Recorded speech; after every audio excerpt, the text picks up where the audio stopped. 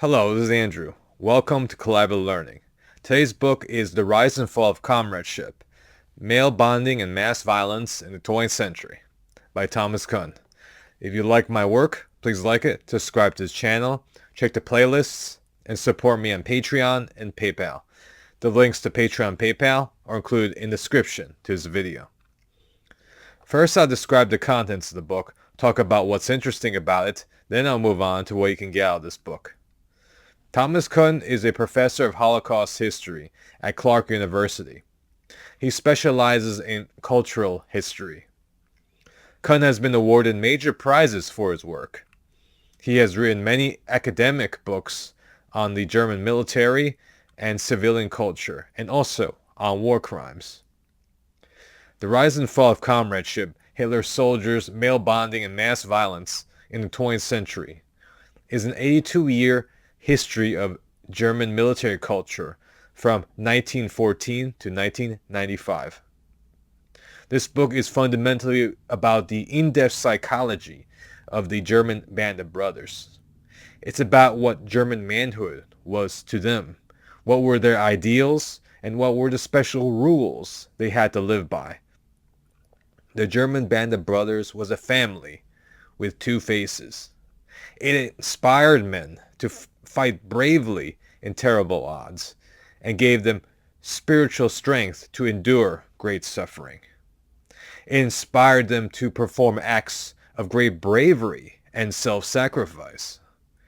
But at the same time, it also destroyed their willingness to act as free-thinking individuals and create soldiers that would commit war crimes and obey orders to execute the Holocaust. Comradeship deep dives into individual and group social dynamics and also changes from decade to decade. German military culture began with militarism in 1914 and then continued with intense glorification of the German Band of Brothers in World War II. But at the end of the war, it changed everything and the pendulum shifted. By 1995, it was very anti-war and pacified. German society became strongly anti-military. Germany became the country that said, "We were sorry." The book is composed of three parts. The first is the myth of comradeship, which is about what German comradeship was during World War I and before World War II. The second part is called the practice of comradeship, and is focused on the years of World War II. The final part is called the decline of comradeship, which is focused on the decades after the war until the end of the 20th century. Comradeship during World War I and before World War II was defined by reality mixed with exaggerated myth. It was many different things to different groups of people. With many, it was about a heroic and holy brotherhood forged in the trenches of the Great War. This band of brothers was without class distinctions and determined by shared glory and suffering. For others, it was about a united racial feeling of Nazi national community, working together to achieve greatness for the Thousand-Year Reich. Comradeship during World War II defined German military culture. We ride together, and we die together. It was a key bonding agent between cohesion, and the leaders were meant to play a leading role. The rest of the soldiers could be more or less devoted to the cause, but they all had to participate. First, they had to surrender their individuality. The German military units were turned into families, with men playing both masculine and nurturing roles. Loyalty and brotherly love were key components. Germans reacted differently to this culture as they were all from different walks of life. Some experienced comradeship to the fullest and defined the military community as their home and as a holy order. They were no longer individuals but comrades. To them, this was higher than civilian society. It was people like these that led the mass of German soldiers, many of whom were less interested in living these ideals and more connected to their ordinary life as citizens. These intense interpersonal bonds and groupthink was critical in keeping the German army fighting, even when all hopes of them winning the war were lost. Many fought to the bitter end because they could not let down their brothers in arms. Sometimes they even committed war crimes to revenge their dead comrades. Their belief in obeying the will of the group and faith in the Nazi national community greased the runway for their participation in the Holocaust. What was right was defined as what was good for Germany, not whether or not the act was criminal and evil. The third part deals with the fallout after Germany's loss in World War II.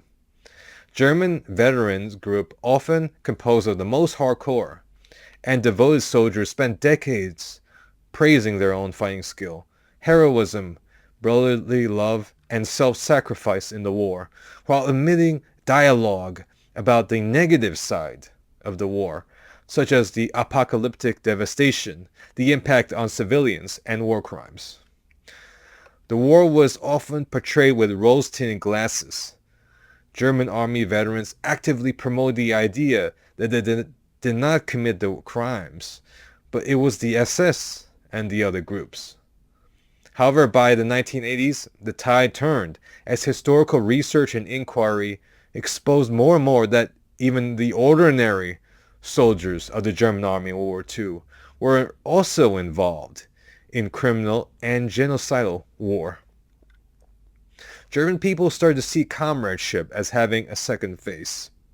This face was of cover-ups of war crimes and collectively committed acts of evil. It was also seen as a tragic lack of conscience. All the heroics, self-sacrifice, and brotherhood in the world could not wash out the bad. The field of German military memoirs and also academic criticism of the German soldier is very large and encompasses thousands of volumes. Besides memoirs, there are also countless volumes of in-depth history of combat units. I have many of them.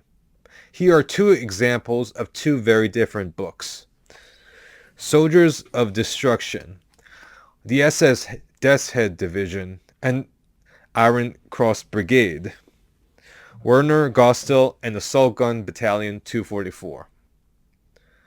Soldiers of Destruction was written by an academic and Holocaust and World War II historian. Iron Cross Brigade is a memoir plus a unit history. Soldiers of Destruction is very heavily focused on war crimes. Iron Cross Brigade is about personal experience in the war, plus a military war diary. Both have significant blind spots. In general, German military memoirs tend to downplay a lot of the dark side of the war and focus on other forms of war experience. Many emphasize comradeship and have a tendency to exaggerate their own fighting prowess. They tend to heavily focus on military operations as well.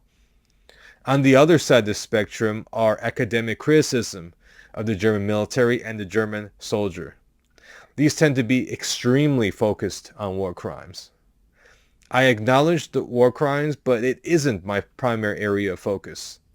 As a student of World War II, since I was a child, I have more interest in units, organization, and the intricacies of combat operations battles. The rise and fall of comradeship is unique in that it's an academic work that focuses on the psychological area of unit cohesion, morale, and motivation. By studying countless sources in the field, the historian was able to develop a general history of this phenomenon. This is the glue of the military unit. In essence, it's about the deep inner soul of different types of German soldiers. And beyond the German soldier, these traits are pretty universal among all soldiers of humanity that have fought in war in one way or another. So Germany has given us a massive case study on the subject. My only significant issue with the book is that some of its points are overstated and there is an overreach of the analytical conclusions, as the author is a Holocaust historian and wrote a history to align himself with his field. I don't agree with everything he said, but there is enough here to make it a valuable work for everyone. For me, the book came 15 years too late. 15 years ago, there were just pieces of the German Band of Brothers in this or that memoir and academic work.